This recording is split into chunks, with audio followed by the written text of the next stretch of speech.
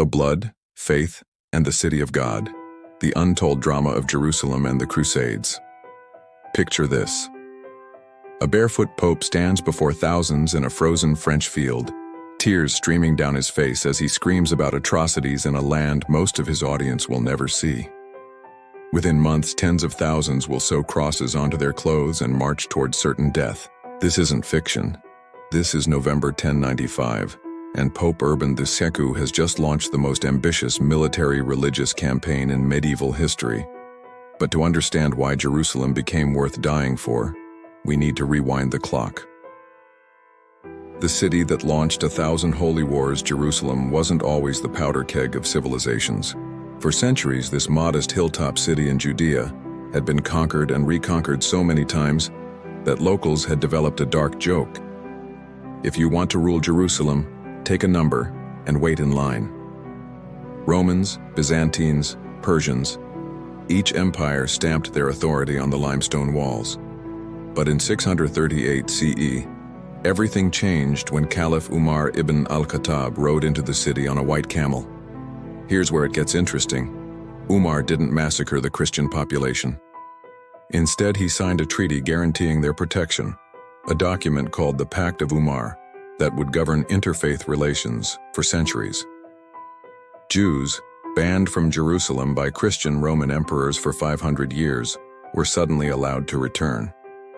The city became a rare medieval experiment in coexistence, with synagogues, churches, and mosques existing within shouting distance of each other. For over 400 years, Christian pilgrims from Europe traveled relatively safely to Jerusalem's holy sites. Some years were peaceful, others less so. But the system worked, until it spectacularly didn't. When everything went wrong. In 1071, a nomadic Turkish tribe called the Seljuks crushed the Byzantine army at the Battle of Manzikert, a defeat so catastrophic that the Byzantine Empire, the continuation of ancient Rome itself, nearly collapsed overnight. Panicked Emperor Alexios Theokomnenos did something desperate.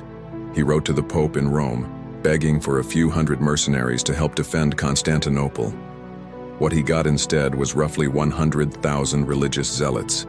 Pope Urban II saw an opportunity too delicious to ignore. The Catholic Church was locked in a bitter power struggle with European kings, and peasants were literally starving in the fields. What better way to unite Christian Europe than to give them a common enemy and promise that anyone who died fighting for Jerusalem would have all their sins forgiven, an express ticket to heaven? The Pope's speech at Clermont in 1095 was a masterclass in propaganda. He told stories of Muslim atrocities that were largely exaggerated or entirely fabricated. He painted Jerusalem as a Christian city under siege. He transformed a political problem into a cosmic battle between good and evil, and medieval Europe ate it up.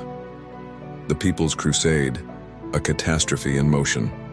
Before the official armies could even organize, a charismatic monk named Peter the Hermit gathered tens of thousands of peasants, promising them that God would provide for them on the road.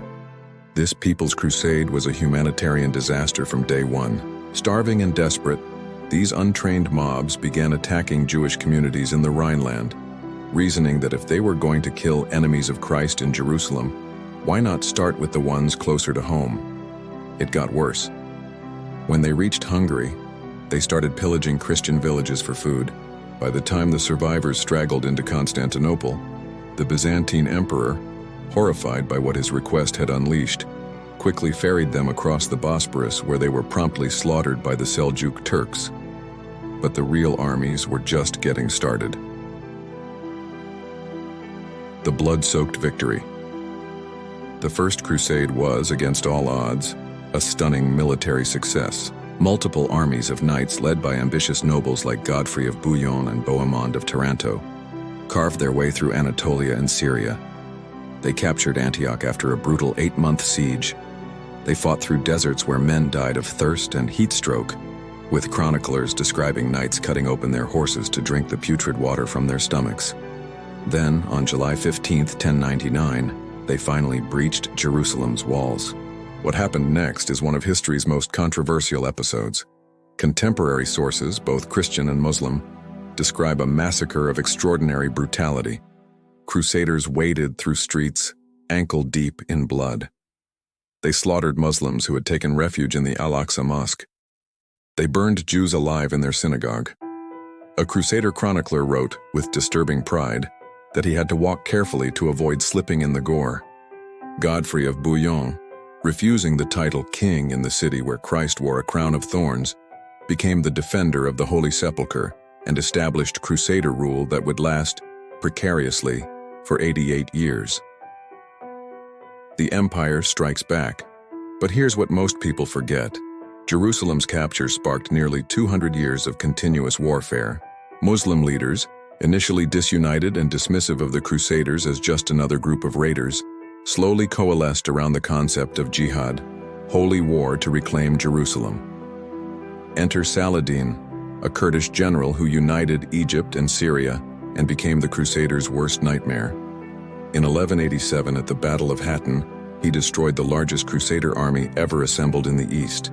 King Guy of Jerusalem, captured along with the True Cross, Christianity's most sacred relic, watched helplessly as Saladin personally executed Reynald of Châtillon, a knight so violently provocative that he'd essentially made peace impossible. 3 months later, Saladin recaptured Jerusalem. But unlike the Crusaders in 1099, he offered terms: pay a ransom and leave safely. Most Christians did. The contrast couldn't have been sharper. 7 more major crusades would follow, each more desperate than the last. Richard the Lionheart and Saladin fought to a stalemate in the Third Crusade. The Fourth Crusade never reached Jerusalem. Instead, Crusaders sacked Constantinople, the Christian city that had originally asked for their help. The Children's Crusade ended in tragedy and slavery. By 1291, when the last Crusader fortress at Acre fell, the entire experiment had collapsed. Jerusalem remained under Muslim control for the next 627 years, until British General Allenby walked through the Jaffa Gate in 1917, tellingly, on foot, determined not to repeat the arrogance of previous conquerors. Why it still matters. The Crusades didn't just shape medieval history, they carved wounds into the collective memory of 3 religions that have never fully healed. Modern politicians still invoke Crusader imagery. Terrorist organizations reference Saladin in their propaganda. Jerusalem remains one of the most contested cities on earth, because that's the thing about holy cities. They're never just about real estate. They're about identity, memory, and competing claims to divine favor. The Crusaders learned this lesson too late, paid for it in blood, and left us a history that refuses to stay buried. Sometimes the wars we think we've forgotten are simply waiting to be remembered.